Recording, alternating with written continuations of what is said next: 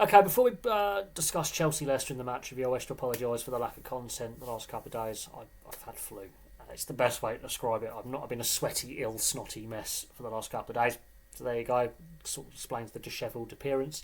Yeah, I decided to play safe yesterday and just watch the 12 hours of Sebring, the IMSA endurance motor race. I couldn't even get through that. And that's just me lying down, sweating my guts off, coughing my guts up. Couldn't get through the 12 hours of Sebring. Not the most energy-intensive sport to watch. Couldn't get through that. I know there was 3 Six Nations games yesterday that were fantastic. I know there was 2 FA Cup ties, especially the Wolves Coventry FA Cup tie, which was fantastic and highly entertaining.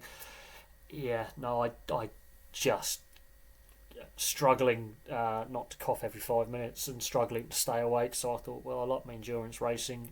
I've got lemon sips to my eyeballs. I'm sure I can get through that. Couldn't get through that. So, feeling a bit better today. Still feeling sick as a dog of mine, but I'm feeling a bit better today. The Chelsea-Leicester game is finished 4-2 to Chelsea. It is a tale of two halves. On a technical standpoint, I mean, Leicester gung-ho going forward and showed some good signs going forward. Far too open defensively. Chelsea, I think Leicester made Chelsea look good because Chelsea were not great today. Now, the 4 Chelsea goals are fantastic. So that sort of hides the fact that this was a stuttering stop-start Jekyll and Hyde Chelsea performance. Leicester, they get back into the game with the craziest of crazy own goals. Then they get their wonder goal. Then there's the red card, which I think is the turning point. Raheem Sterling he's created 1 goal, but he's missed a penalty. He's missed a sitter in front of goal before Palmer's goal. And then the free kick miss after the red cards led to boos from the Chelsea fans. They booed him. They booed Murdoch's substitution because they wanted Sterling off. Murdoch got actually a cheer at the end. They were booing that decision. Chelsea fans were not happy. A lot of chanting aimed at Pochettino. They booed Sterling when he came off. Raheem Sterling, it's not been a happy time at Chelsea this time around. It's not been happy. This has not worked as a move. He's not playing well. Let's be honest. Yet Chelsea somehow managed to conjure up a win when they did their best to lose the game in the second half. So, let's break things down. Now, Cucurella's goal, I mean, he's been much maligned since he moved from Brighton. There's been a lot of criticism thrown his way. I felt he had a good game. Considering Chelsea were misfiring, Cucurella's had a good game. That's a very well taken goal. Nicholas Jackson has created that with his driving run down the right. Vestergaard doesn't defend it very well. It's a very good cross in a dangerous area across the box, and Cucurella scores a very, very good goal. Palmer's goal is almost a carbon copy on the other side of the field. Now, Raheem Sterling has had a mixed game. We'll discuss that, but he does create the goal with the pass to Palmer, who scores basically a carbon copy goal of Cucurella's goal, and that's on the stroke of half time. A lot does happen in between all that, including the penalty, the missed penalty, and Sterling then putting one very, very wide, one-on-one with the goalkeeper. He's never been good at that. He's never been good at thinking. He's an instinctive player. Palmer should have taken that penalty. It was a shocking penalty. And Stolarczyk, the Leicester goalkeeper, it's an easy save. So that's where things are starting to, clearly the signs things aren't all well with Sterling. The one-on-one with the goalkeeper where he bends it so far wide of the goal, you would need a second goal onto the goal for that to potentially go in. He's never been good when he has time to think. He's an instinctive player. He's not good down the middle. And that was summing up his performance. And then he creates the pass for Palmer's goal. But in between that, it was a very open game. Leicester were constantly putting crosses into the Chelsea box. Sanchez, less said about his performance the better, because he was chronic in net for Chelsea today, flapping at everything, not commanding his area. The defensive line looked nervous. He was a nervy goalkeeper today. Leicester were just constantly just putting crosses in, even if they weren't actually players not running into the box. He's coming out when he doesn't have to, and he's flapping and missing the ball. Very nervy. Back passes, playing himself under pressure, getting closed down. Very, very. If you know your goalkeeper's a bit nervy like that, don't give him back passes. Just hoof it out. Just safety first. Even if it's not attractive, but managers are obsessed with this attractive style of play where you've got to play out from the back every time. This goalkeeper, it doesn't work. The own goal at the start of the second half sums up how bad the communication is between the defenders and a goalkeeper who's not the regular starter anymore because he's lost his starting role to the other guy. It's basically how you can describe this. This guy has not played for months. He's all over the place. Diassi's fantastic finish if he was going the other way. That is a shocking attempt at a back pass. He's put his foot through that. As I say, if he was going the other way and he's decided to lob a goalkeeper, it's a fantastic finish. I don't know what the goalkeeper Sanchez is doing.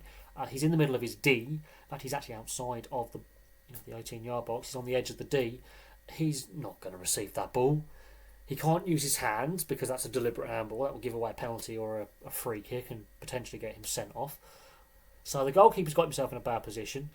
Diassi's decided to give a back pass whilst under pressure with the goalkeeper out of position. And instead of passing it away from the goal, which is what you're taught to do, he decided to put it straight on goal with one of the best finishes you will ever see if he was going the other way. If that was Leicester's attacking Leicester's goal, it's a great finish. It's nice. It's a back pass. And they were focusing on a replay at the other end from a Chelsea chance that was missed. I believe it was actually by Raheem Sterling, I think.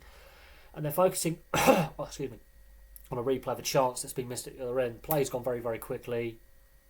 The Leicester high press, which is something they did very, very well, was a lot of energy. It's going to be a highlight reel own goal for years to come. And then after that, Chelsea fall apart. Their legs turn to jelly. They can't string two passes together. They can't get out of their half. And Mavidi, his goal in 62 minutes, that's a pretty good finish. That is a fantastic goal. Chelsea have imploded at this point. They're all over the place. They've fallen apart. And it's a fantastic finish.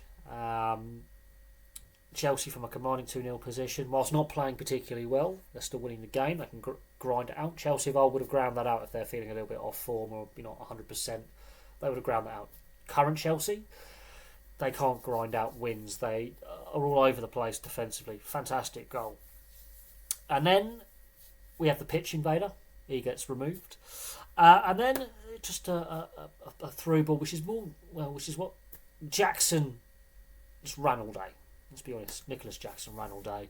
Doyle gets himself in a bad position, brings him down.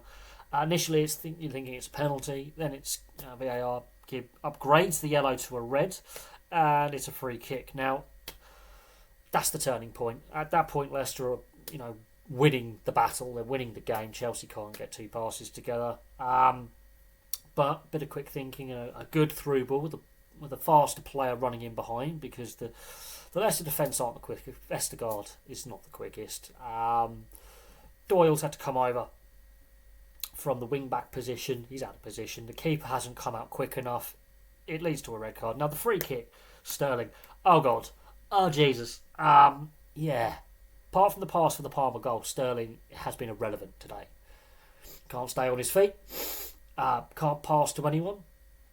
Falls over himself. Can't hit a barn door. Even if the barn door hit him, he wouldn't be able to, literally if the barn door was swung open and hit him in the face, he would still somehow miss the barn door. He's put that in row Z, and the old chant Bobby Zamora, if the ball hits your head and you're sat in row Z, it's Zamora, was a bit tongue-in-cheek about Bobby Zamora's shots on target percentage not being the greatest. Bobby Zamora would still keep trying and getting in those positions and good interplay with other players. And that was a tongue-in-cheek kind of bit of football fan banter about 15 years ago. Raheem Sterling, that free kick sums up his performance and sums up his season. The Chelsea fans start booing him. Now, when Murdick gets subbed off, and he's had a very good game, he's shown a lot of energy, he's had some good runs, he's had some good interplay when Chelsea have strung some phases together, get subbed off. Chelsea fans are not happy. They start booing. They're booing Pochettino. They're booing the substitution. They want Sterling to come off, not Murdick. Murdick has shown a bit of something today. He's been willing to run. He's been willing to make tackles. He's been good with the interplay. He's had a good couple of chances on target, which is crucial. They want Sterling off. They're chanting you don't know what you're doing. There's a lot of dissatisfaction with the Chelsea fan base. Finally, when Sterling is subbed off, the Chelsea fans boo him off. I can't see Sterling staying at Chelsea long term. He's a good player. He's better as a winger than up the middle. A lot of the times today he found himself up the middle where he's not as effective. He's not good one-on-one with the goalkeeper. He's not good with too much time on the ball. He's an instinctive player, which is where Palmer's goal comes from, is that instinctive pass, that instinctive run into the channel. Not a good performance. The free kick, the penalty, it's not good. Chelsea fans have turned on him. I think Chelsea fans are starting to turn on the management. There is a lot of unrest, even though they win the game. Now, Chukwuemeka, finally, that's a good goal. He's come on as a sub. That's a fantastic goal. Since the red card on 72 minutes, Chelsea have just been slowly pushing Leicester back and back and back. And Leicester can't get out. They have no out ball. And two of the substitutes prove crucial and give an energy that Chelsea haven't had for the previous 72 minutes now. Chukwuemeka's goal is well taken. It's a very classy finish. And suddenly Leicester are broken. But again, with this Chelsea side, they're nothing certain, especially look at the Leeds game in the last round. Madueke, sorry, I think Madueke is how you pronounce his name. He scores on, right at full time. Again, another substitution who's come on. It's a fantastic finish. They don't have to score the fourth goal. Again, Chelsea of old would have shut that game down, taken the sting out of it. They were still very open right until the full-time whistle. There's a lot of naivety with this team. Not a great performance. I think the scoreline flatters Chelsea. Leicester put in a great performance for a good spell in that second half. The red card was the dagger blow that took the stuffing out of them. If Chelsea get through the semi-final, depending who they play, it's going to be interesting to see how they actually play in the semi-finals, because the draw takes place after the Liverpool-Man United game. But yeah, this Chelsea side, I have some concerns about them with how they're structured. There doesn't seem to be much leadership there within the playing group. They had Gallagher and then Chilwell wear the captain's armband today. They're not. Gallagher spent a long time out on loan at Palace. Chilwell, former Leicester player, only recently added to the club. So these players haven't been at the club a long time. There doesn't seem to be, snotty nose, any real leadership on the field. There seems to be a lack of it. There's been a lot of player turnover, a lot of money spent. This team is still not gelling. So the scoreline flatters Chelsea. Leicester, look, the red card, we can debate that. The referee did let a lot go in this game. Some will say it should have stayed a yellow. Some would say it's a correct decision with the upgrade. But that killed Leicester. But there is clearly unrest at Chelsea. But that is it from me for now. We have Liverpool Manchester United coming up next. Please place your thoughts in the comments section below, and I will have some more content for you guys very, very soon.